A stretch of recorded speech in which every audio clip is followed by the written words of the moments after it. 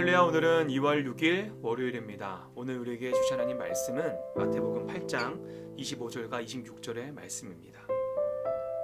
그 제자들이 나와 깨우며 이르되 주여 구원하소서 우리가 죽겠나이다. 예수께서 이르시되 어찌하여 무서워하느냐 믿음이 작은 자들아 하시고 곧 일어나서 바람과 바다를 꾸짖으시니 아주 잔잔하게 되거늘. 우리는 지난 마태복음 5장에서 7장까지의 말씀을 통하여 산상수훈을 살펴볼 수 있었습니다. 산상수훈은 말 그대로 산 위에서 전하신 말씀이란 뜻인데, 예수님께서는 그 산상수훈을 통해서 팔복과 같은 아주 주옥 같은 말씀들을 사람들에게 전파하셨습니다. 그리고 나서 예수님께서 산 아래로 내려오셨을 때 많은 사람들이 예수님을 따랐죠. 뿐만 아니라 산 아래에서도 예수님이 병을 고치시고 여러 가지 기적을 행하시자 수많은 사람들이 더 많이 몰려들게 되었습니다. 그런데 예수님께서는 군중들이 그렇게 자신에게 몰려드는 것을 보시고 갈릴리 호수 건너편으로 가자고 제자들에게 말씀하십니다.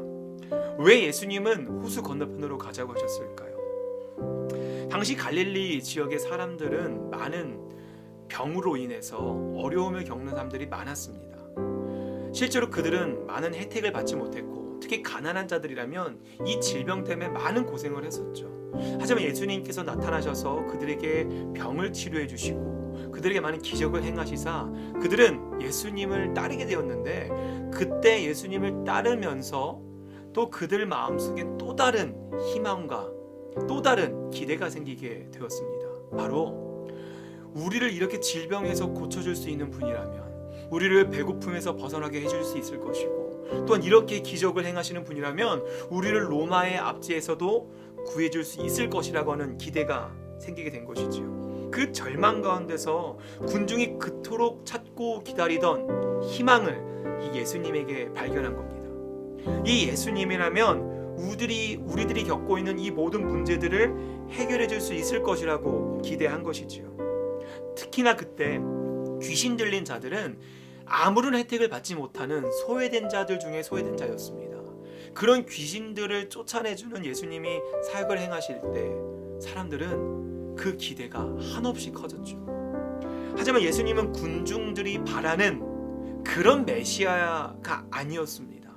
예수님은 그것을 아셨기 때문에 예수님은 자신 주위를 에워싸는 사람들이 바라는 그런 군중의 예수가 될 수 없다는 것을, 그들의 그 모든 기대를 채워줄 수 없다는 것을 아셨기 때문에 그들을 내버려 두시고 호수 건너편으로 건너가셨습니다. 물론 예수님은 능력 있으시기에 마음만 먹으시면 그들의 기대를 채워줄 수 있고 그들의 기대에 부응할 수 있으셨습니다. 하지만 예수님이 이 땅 가운데 오신 이유와 목적이 그들의 기대와는 조금 달랐기 때문에 예수님은 그들의 기대를 저버리시고 호수 건너편으로 가신 것이죠. 그리고 나서 예수님 배에 오르시고 제자들도 함께 배에 따라 올랐습니다. 호수 건너편 거라사 지방으로 가시는 중에 갑자기 많은 폭풍우가 오자 이 제자들은 당황합니다. 그리고 예수님을 깨워서 주여 우리를 구원하소서 죽겠나이다 라고 하자 자고 있던 예수님은 그 바다를 꾸짖으시고 잔잔케 하십니다.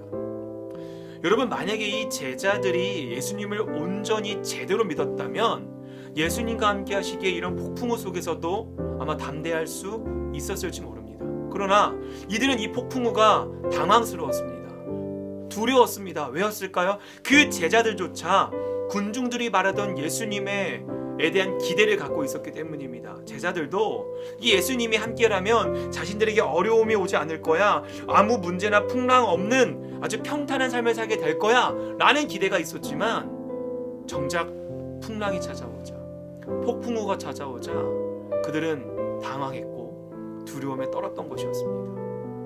예수님이 함께 하시는데 왜 이런 폭풍우가 찾아오지? 라면서 말이죠. 하지만 예수님은 그것을 꾸짖으시고 잔잔케 하시면서 단순히 군중들이 원하는 의식주와 질병, 성공과 해방을 가져다주는 예수의 모습뿐만 아니라 이 자연까지 다스리는 인간의 범위를 초월한 만물의 주인이심을 다시 한번 드러내주고 계십니다. 그런 예수께서 십자가의 대속의 길을 걸어가고 계시다는 것을 제자들에게 이 마태복음 말씀을 통해 계속해서 강조하고 계신 것이죠. 하지만 제자들은 이때까지도 그런 예수님의 길을 깨닫지 못했습니다. 여러분, 우리들은 어떻습니까?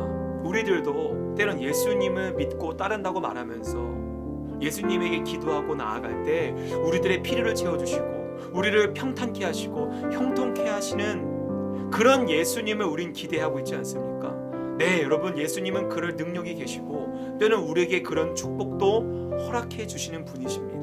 그러나 우리가 알아야 할 것은 예수님은 단순히 우리의 의식주와 질병과 성공과 해방을 위해서 오신 분이 아니라 이 땅 가운데 가장 낮고 천한 땅 가운데서 가난하고 소외된 자를 돌보시고 스스로의 목숨을 내어주심으로 사랑을 실천하신 그 예수 그리스도의 길이 바로 우리가 나아가야 할 길임을, 우리가 따라가는 그분의 길임을 우리는 알아야 할 것입니다. 사랑하는 성도 여러분, 오늘 하루 살아가시면서 여러분은 군중들이 믿었던 그 예수님을 바라십니까?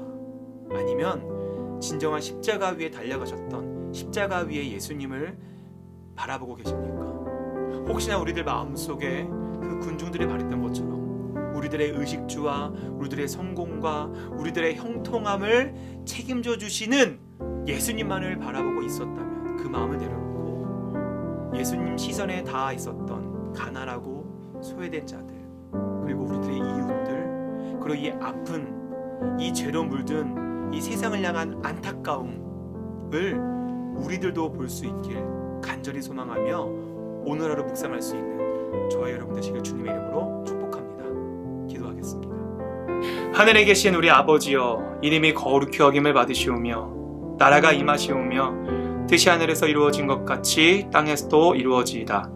오늘 우리에게 일용할 양식을 주시옵고 우리가 우리에게 죄 지은 자를 사하여 준 것 같이 우리의 죄를 사하여 주시옵고 우리를 시험에 들게 하지 마시옵고 다만 악에서 구하시옵소서. 나라와 권세와 영광이 아버지께 영원히 있사옵나이다. 아멘.